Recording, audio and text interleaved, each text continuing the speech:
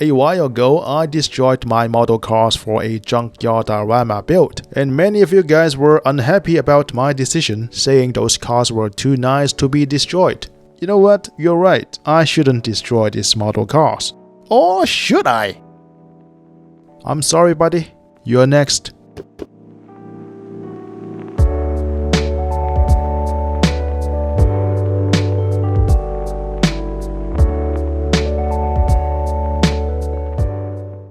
Hello guys, welcome to my mini garage. Hope you guys are doing well. If you are a perfectionist who is only used to building clean cars, then you might want to look away to avoid getting any triggers. You are not gonna see any glossy paint jobs in this video. I'll be honest, part of me actually wanted to build this kit in a brand new condition because it is such a nice kit and I'm sure it will look amazing in a glossy finish. But the other half just wanted to destroy it because I think this car will look pretty cool in an abandoned state. Well, you already know which side won the internal battle.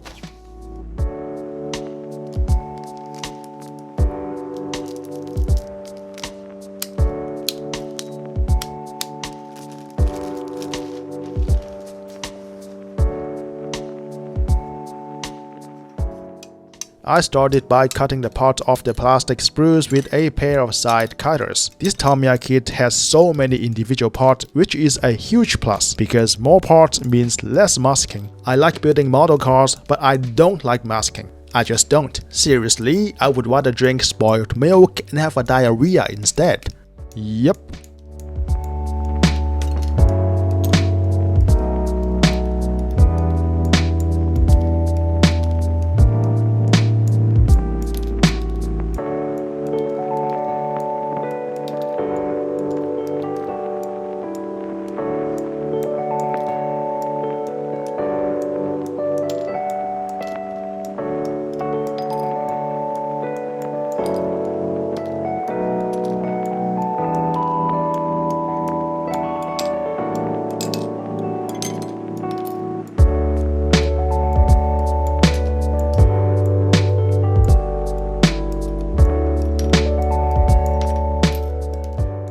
Some of these parts are incredibly small and they look similar in shape. Cutting all of them off at once might not be a good idea. You will most likely lose them if you're not careful, so unless you want to turn a model car building session into a part searching mission, it's probably better to follow the instructions if it's your first time building this type of model kit.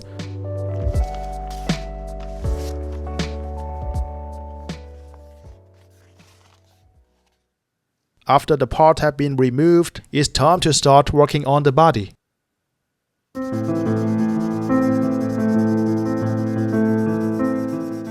I started sanding the body using Tamiya's sanding sponge. There were a few mold lines which were removed and sanded flat. They were tiny, but they were visible, and if you leave them untouched, they will show through the paint in the end. And trust me, when it happens, it will make you want to punch someone in the face, and that someone will most likely be yourself.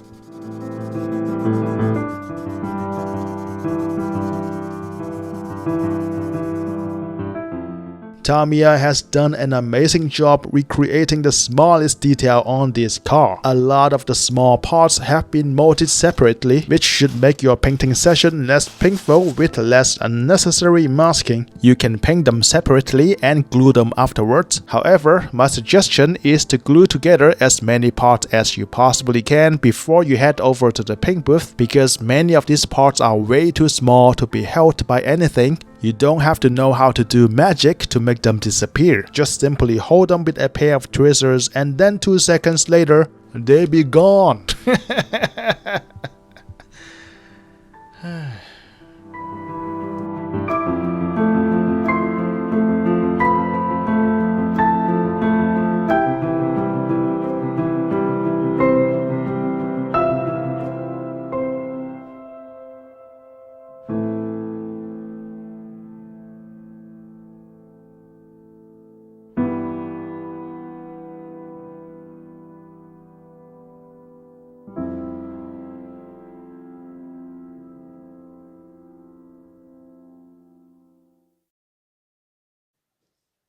As I mentioned earlier, this 240Z is gonna be another abandoned car sitting in my junkyard diorama. Abandoned cars usually have dents, dings, scratches, rust, and dust, those kind of things. And I will start with the dents and dings.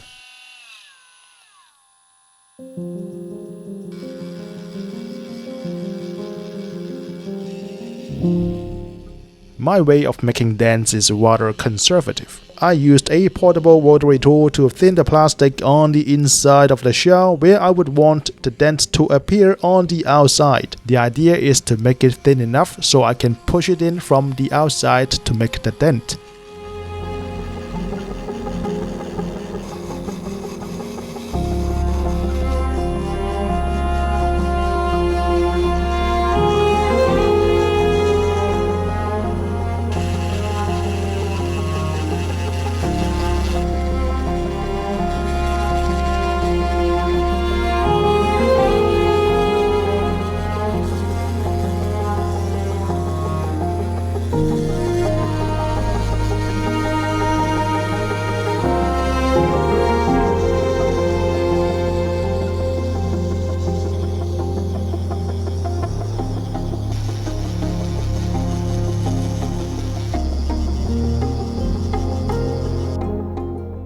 After the shell had been trimmed, I applied modeling cement to the plastic. It will soften the material, which makes it easier to create a dent.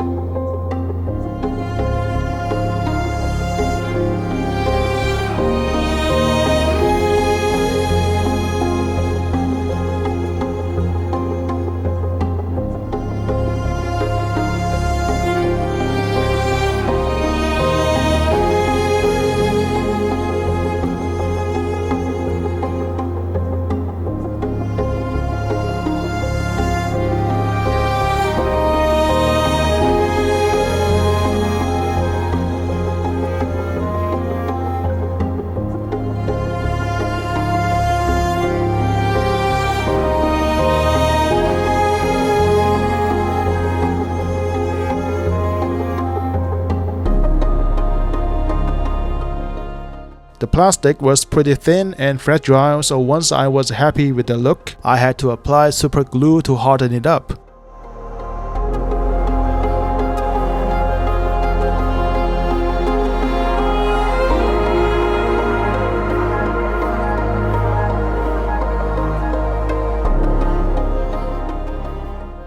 And of course, there is more than one way to make dents. If you want to be fast and extreme, you can use a lighter or a blowtorch. Just be super extra careful if you choose to use fire because you can easily melt it. And if you melt it, it's goodbye and good night.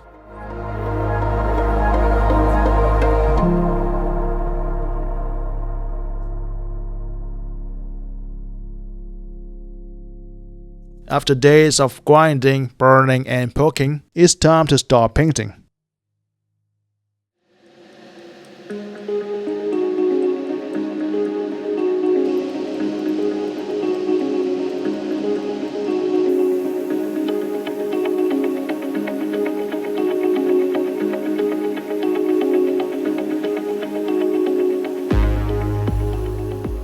The painting process for this build was pretty straightforward. It's a simple single color paint job. I don't need to apply 200 coats of paints and 6,000 coats of clear like I used to when I was building a normal car. The cool thing about building an abandoned car is that a perfect paint job is not mandatory. You can get away with a terrible paint job and feel absolutely no shame about it at all.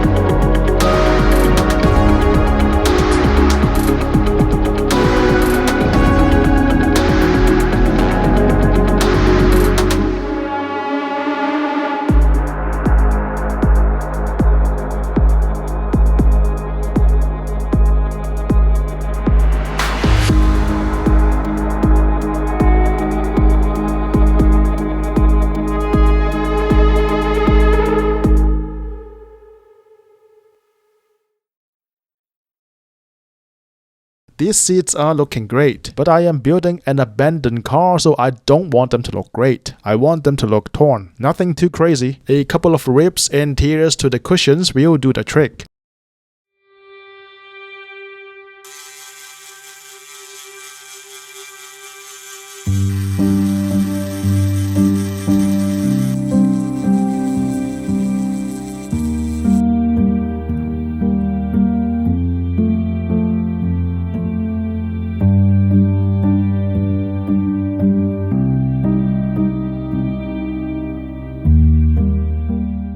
I used my rotary tool to create the rips and tears, but that was the easy part. The hard part was getting the cushioning material. I was able to obtain an old kitchen sponge, which I had to do 2 days of dishes for. Anyway, I think it looks pretty realistic. What do you guys think?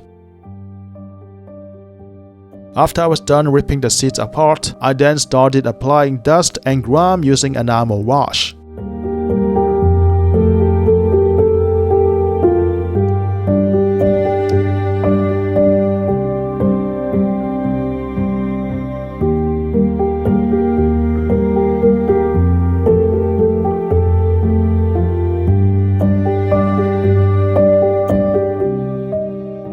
When it comes to weathering scale model cars, my favorite weathering medium is Tamiya's Penonine Accent Colors. These paints are enamel based, meaning it won't react to your lacquer base coat, which also means if you don't like the result, you can remove them using enamel thinner or lighter fluid.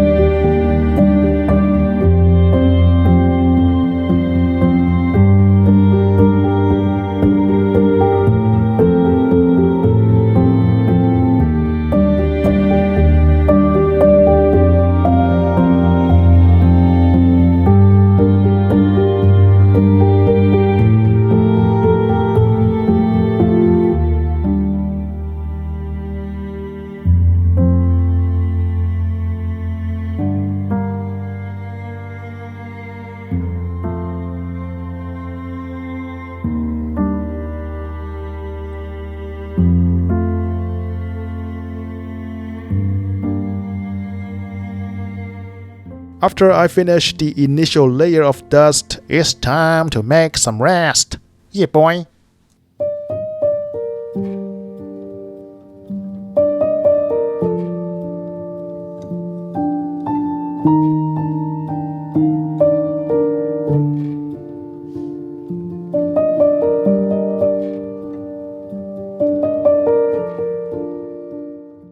Rusting is my favorite part of the entire weathering process. My secret rust making recipe contains 2 secret ingredients: Tamiya browns and earth tone pastel powder.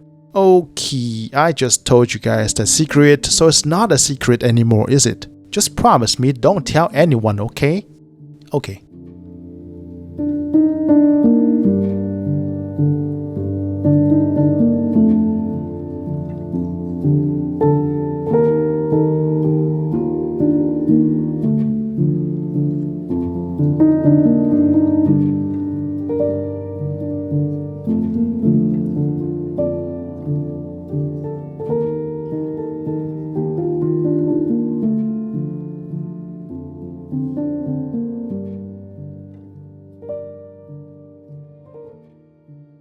To add a little more dimension to the damages, I used metallic silver to imitate scratches as well as exposed metal, mostly to the edges of the dents.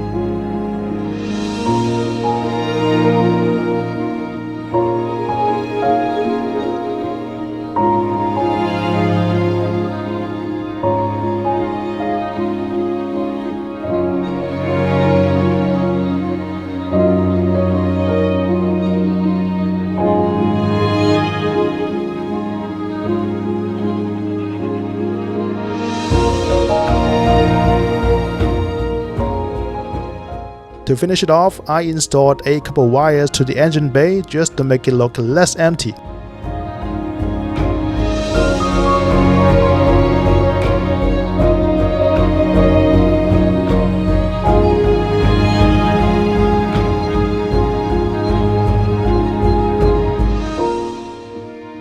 I have always wanted to build an abandoned version of this car, and I'm glad it's finally done. I like this kit and I hope you guys enjoy this build as much as I have. That's it for this video. Thank you for watching. Please enjoy the photo presentation and I will see you guys in the next one.